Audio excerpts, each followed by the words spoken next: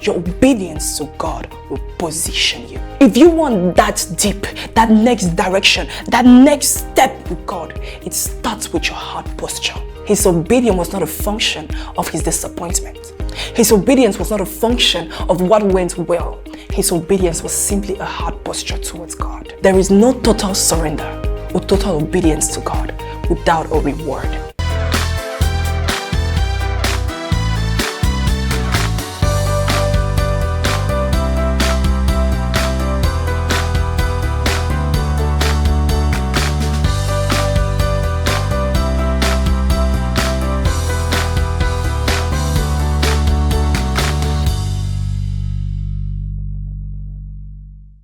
Hello guys, welcome to my YouTube channel. I am Zulai and I define myself as crazy and passionate for the Lord. Yes, I am that young girl that decided to dare to be different for God's glory. So if you were young like me and you want to join the community, crush the subscribe button. It costs nothing, okay?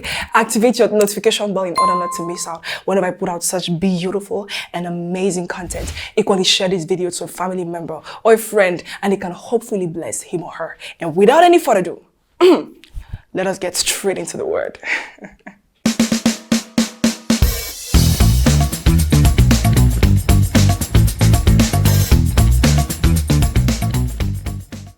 So the title of today's message is Obedience Over Outcome. Obedience over outcome. We are going to be reading the book of Luke chapter 5 from verses 1 to 10. And it goes thus. One day, as Jesus was standing by the lake of Gennesaret with the people crowding around him and listening to the word of God, he saw at the water's edge 2 boats left there by the fishermen who were washing their nets. He got into one of the boats, the one belonging to Simon, and asked him to put out a little from shore. Then he sat down and taught the people from the boat. When he had finished speaking, he said to Simon, "Put out into deep water and let down the net for a catch." Simon answered, "Master, we've worked all night and haven't caught anything, but because you say so, I will let down the nets." So we have Jesus that is standing by the lake of Gennesaret with this huge crowd that is yearning to listen to him as he's teaching, right? And so Jesus observes in verses 2 that there are 2 boats by the water's edge. And he realized that the fishermen of those boats stepped down. And verses 3 says he got into the boats. One of them was belonging to Simon. First of all, I'll just say something here. For Jesus to step in, the fishermen had stepped out. Sometimes we want God to step into our problems, to step into this challenge, to step into this difficulty and change the course and make the difference. Well, it's not that God doesn't want. It's that we are taking all the space. It's that we're not giving him his way. There is just this contradiction in verses 2 and verses 3. Simon Peter steps down and Jesus steps in. I just call upon anybody that's watching this right now, in any domain of your life where you need God to step in to show up. I encourage you to please step down and let God have his way. Amen. Let's keep on. The Bible says he asked him to put out a little from the shore. He sat down and taught the people from the boat. Now here's the thing. Peter had a difficult night. As in, the guy has been trying to fish with his men all the night. They tried, they did everything they could, but they could not catch just a fish. And so after all the expectations were not met, that disappointment, they stepped down from their boats and they were probably preparing their nets and everything. Now Jesus, in that moment, steps in and asks Peter to put out a little from the shore. What really strikes me here is that in spite of Peter's disappointment, he was still available to be used by God. He was still available to serve Jesus. And he had not even yet had the revelation that this was Jesus, but yet his heart posture was service in spite of the disappointment. His heart posture was availability in spite of everything that went wrong. And most of us, this is the opposite. When we are having some really tough times, then that is where we shut everything down. We are simply unavailable. Nobody can have access to us, and talk less of even God. We don't even want to engage or serve anymore in church. We just want to withdraw and say we need time for ourselves. But after all that night, all those efforts, all those unmet expectations, Peter is still ready to serve. He didn't say, why did you call me? There are other people like us. We usually complain and we are running away from the service that God wants us to render. And we say, why? There are other people. I am going through a lot. This, that. We give excuses, y'all. Peter did not say other people are there. He was simply obedient. And this is something that marks me. His obedience was not a function of his disappointment. His obedience was not a function of what went well. His obedience was simply a heart posture towards God. What is your heart posture towards God? Most of us, for us to get to that place where we are obedient, we are available, we want to be sure that there is an outcome. We want to be sure that, okay, as I'm serving, it means you will take care of my problems. As I'm serving, it means you will provide my needs. As I'm serving, you will help me pass that course. We condition God. We impose conditions. We're like, until you do this, I will not do that. How heartless have we become? How heartless have we become? Peter was available even when he had no clue of what was about to happen. It was not even about, he did not even expect any other thing to happen. He simply was available. And that right there is someone's word. You simply have to be available. Stop caring about the next. Stop worrying about what comes after. Stop being concerned about the future, about God's will, just be available. Now, not only was Peter available, but he was patiently available. He was patiently open. He was patiently obedient. Because if you read the text, it mentions that Jesus sat down and taught the people from the boat. And it is when he had finished speaking that he said to Simon, Peter was there all that time, simply making sure that his boat was available for Jesus. He did not complain. He did not say, okay, Lord, as I'm available for you, you're going to have to pay this. You're going to have to give me this at the end. He was simply available, but he patiently waited. The Bible does not tell us the amount of time that Jesus spent teaching. But what we know is that Peter waited till Jesus had finished. Maybe Jesus preached for 8 hours, 6, maybe 4. But it took time. And in that time, Peter's heart posture did not shift. He remained available. Most of us in this generation, we are impatient. Even with simply being available for God, even with simply being obedient, even with simply just obeying, we are impatient. What I really understand from this passage is that patience is not only when we are waiting on God for a miracle, for a breakthrough. Patience is equally when we are serving God. We are just serving. It's not about what will happen next. It's not about what we expect. It's not about what we are anticipating or wishing for. We are simply serving, right? To me, getting to that point is total surrender. It is the place where nothing about your life, about your difficulties, your challenges matter. It is all about God. Yet that is a place that is very difficult for most believers to get to. And what baffles me is that, Jesus, Peter's boat was at the shore. When Jesus steps in, there is a shift in position. He moves from the shore into the sea. Now, that shift happened when he became obedient, when he responded. Now, equally, there is another shift that happened here. Not only was he obedient, but he patiently waited. He was totally surrendered. See, the context in which he was surrendered, the guy was heartbroken. Do you all know what it is to giving everything you have, to work hard and not see any results? Peter had done that the previous night. No fish. Him that is a professional fisherman. He had nothing. But in spite of that reality of disappointment, he was not just obedient, but he was patiently obedient and available and surrendered. Here's another shift that happens. Verses 4 says, when he had finished speaking, he said to Simon, put out into deep water and let down the net for catch.